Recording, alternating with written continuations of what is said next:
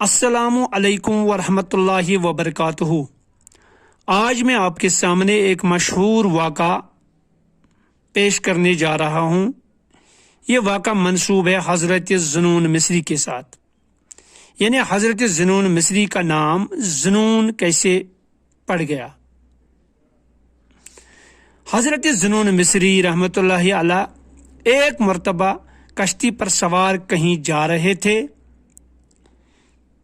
कश्ती के मुसाफिरों को हजरत से कोई तारुफ न था, यानी वो इससे जानते न थे कि ये कौन है।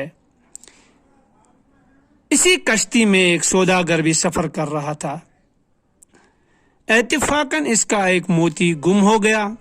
इस सौदागर का इसने गलत फहमी से हजरत ज़ुनून रहमतुल्लाहि अलैह पर यह इल्ज़ाम लगा दिया कि आप हजरत ने मेरा मोती चुरा लिया है।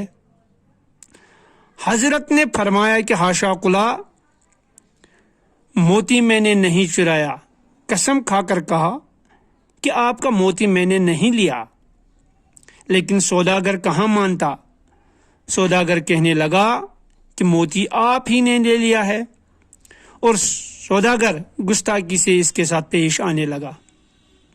हजरत ज़ुनून मिस्री ने इसी वक्त आसमान की तरफ मुंह करके अर्ज किया, या इलाही, तू जानता है कि मैं इससे बरी हूं, यानी मैंने इसका मोती नहीं चुराया है। यह कहना था कि दरिया से हजारों मछलियां अपने अपने मुंह में एक एक मोती लेकर निकल आई। आपने इनमें से एक मोती लेकर इस सौदागर को दे दिया।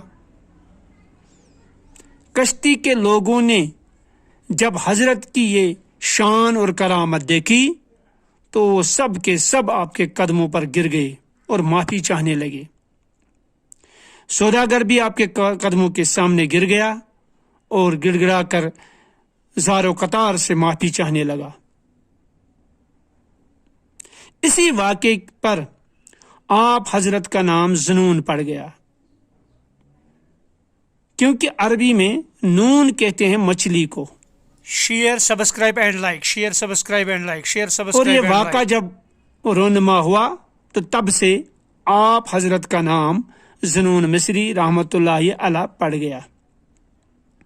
और इस वाक़े से ये भी पता चलता है, जो अल्लाह का हो जाता है सारी खुदाई इसकी हो जाती है। और अल्लाह के मकबूलों की ये शान होती है कि वो जो चाहते हैं अल्लाह उनको किसी न किसी तरह वो मुहैया कर ही देता है।